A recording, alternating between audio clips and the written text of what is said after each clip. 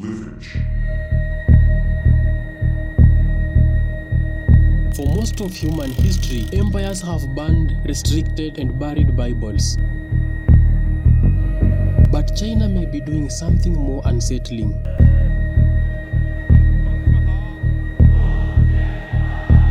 It isn't just restricting the Bible, it's trying to remake it. Let me explain what I mean.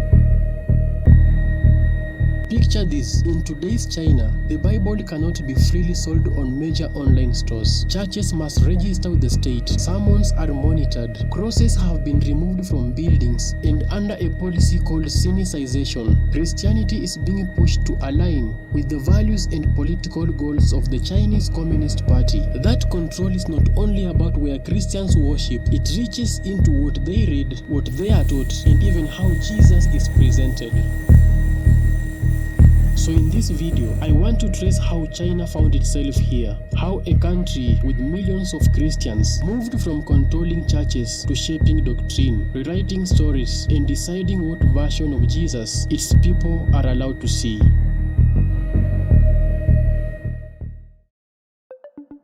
Christianity did not arrive in China as a pure theology. It arrived wrapped in the ambitions of empires, traders, and foreign powers. In 635 AD, a Nestorian monk named Alopen traveled the Silk Road to the Tang capital of Chang'an. Emperor Taizong received him warmly and issued an imperial decree permitting the translation of Christian scriptures into Chinese and granting the faith official recognition as a religion of the empire. Centuries later, in 1582, the Italian Jesuit Matteo Ricci stepped ashore in Macau and soon pushed inland. He mastered the Chinese language, dressed as a Confucian scholar, and introduced Western science, maps, clocks, and astronomy. He did all this in order to win the trust of Mandarins. Ricci's own account captured the breakthrough. The fathers gave such clear and lucid explanations on all these matters, which were so new to the Chinese, that many were unable to deny the truth of all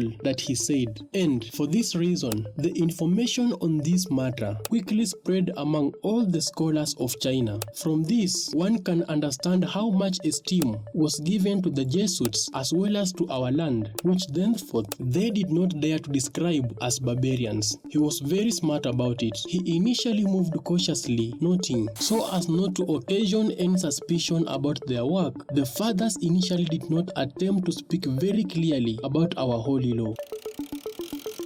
By the 19th century, Protestant missionaries followed the same path of adaptation and expansion. Robert Morrison arrived in 1807 under the London Missionary Society, translating the Bible while Western gunboats forced open treaty ports after the Opium Wars. Yet, Chinese rulers repeatedly saw more than a foreign faith. They saw a rival loyalty. In 1723, a king official warned Emperor Yongzhen, the Europeans who are at the court are useful there for working on the calendar and other services, but those who are in the provinces have no use whatsoever. They attract to their law ignorant people, both men and women. The empire receives no advantage at all. This religion must be rigorously forbidden. From the Tang to the king, Christianity was never treated as mere theology. It was always entangled with empire, Western power, and the threat of competing allegiance, setting the stage for the control that will come later.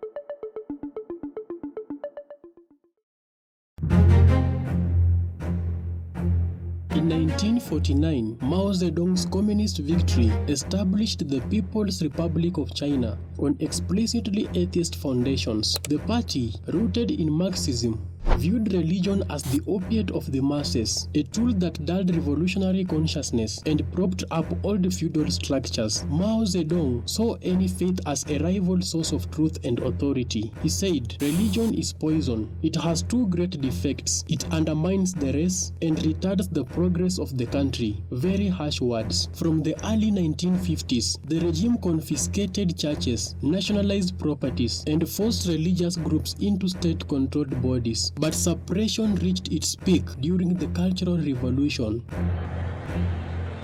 All ideas contrary to Mao's thinking and the objects that represented them had to be destroyed. Not just Confucianism and Buddhism, but even more so foreign faiths like Christianity.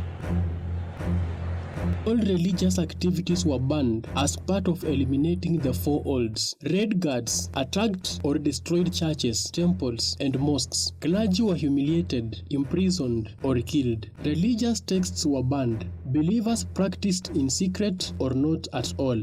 It was brutal. Authoritarian governments like China's struggle with religion because it creates loyalty outside the state. It answers to something or someone higher than the party. It forms independent communities the government cannot fully control. The Chinese Communist Party fears Christianity, especially because of its foreign roots and potential as a foreign threat to its way of life. You can see why. The party does not simply dislike Christianity. It fears any belief system that competes with its absolute authority. To a government determined to author truth itself, any rival allegiance becomes existential danger. This fear, born in Mao Zedong's era, still shapes policy today.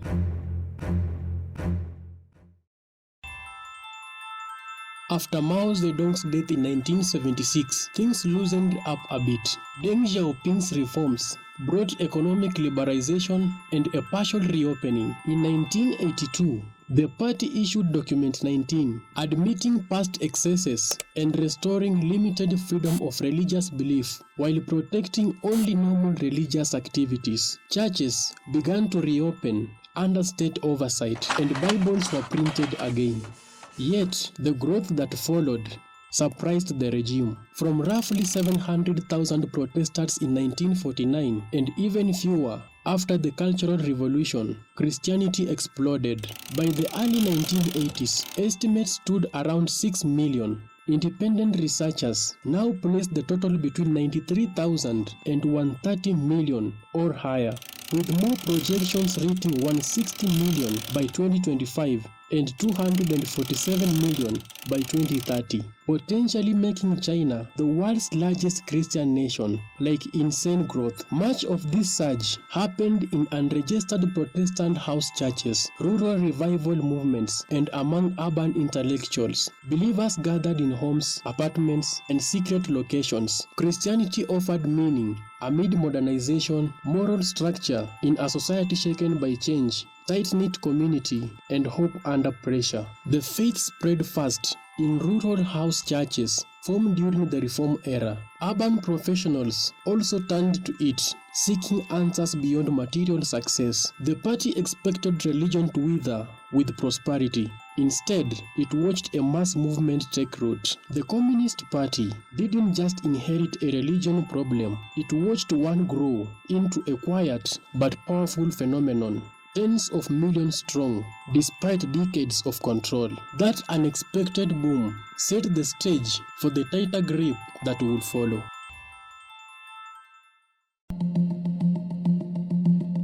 Under Xi Jinping, who consolidated power after becoming General Secretary in 2012, the Chinese Communist Party shifted from merely containing religion to actively reshaping it. In April 2016, Xi chaired the National Conference of Religious Work, the first in 15 years, and declared that the party must actively guide religions to adapt to socialist society through Sinicization. Sinicization, in Xi's framework, means religion must support socialism, reflect Chinese characteristics, and place loyalty to the party above all else. We must resolutely guard against overseas infiltration via religious means, Xi stated, emphasizing that religious believers should throw themselves into the great rejuvenation of the Chinese nation. Everything changed. New regulations followed. The revised regulations on religious affairs took effect in 2018, tightening oversight of activities, clergy training, and publishing. Online sales of Bible on major platforms were restricted. Church demolitions accelerated in some regions. Crosses were removed from buildings, and surveillance cameras appeared inside places of worship.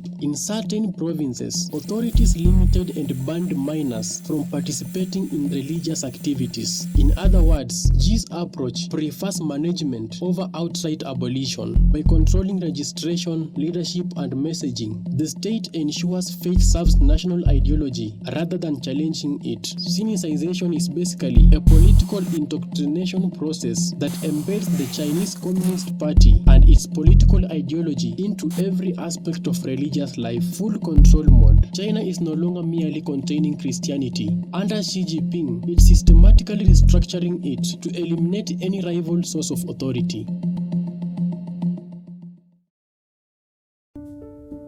Now here is where this story gets darker. The most chilling example of this redesign surfaced in a Chinese ethics and law textbook published by the University of Electronic Science and Technology Press for secondary vocational schools. It retells the biblical story from John 8, the woman caught in adultery. In the original gospel account, the scribes and the Pharisees bring the woman to Jesus, citing the law of Moses that commands stoning. Jesus responds, "Let any one of you who is without sin be the first to throw a stone at her." One by one, the accusers slip away. Jesus then says to the woman, "Neither do I condemn you. Go now and live your life of sin." The story reveals mercy, forgiveness, and moral authority rooted in grace rather than legalistic cruelty. Beautiful, right? The textbook version twists the narrative entirely. The crowd wanted to stone the woman to death as per their law, but Jesus said, "Let the one who has never sinned throw the first stone." Hearing this, they slipped away one by one. When the crowd disappeared, Jesus stoned the sinner to death, saying, "I too am a sinner." But if the law will only be executed by men without blemish, the law will be dead. Totally twisted reality. This is not mistranslation or innocent adaptation. It's on purpose. It transforms Jesus from a figure of compassion into an enforcer of the law who participates in execution. Mercy vanishes. Obedience to authority is elevated. Grace is replaced by primacy of legal and by extension, state power. The edit reveals the state's deeper logic. Sacred stories must be bent to reinforce socialist values and party control.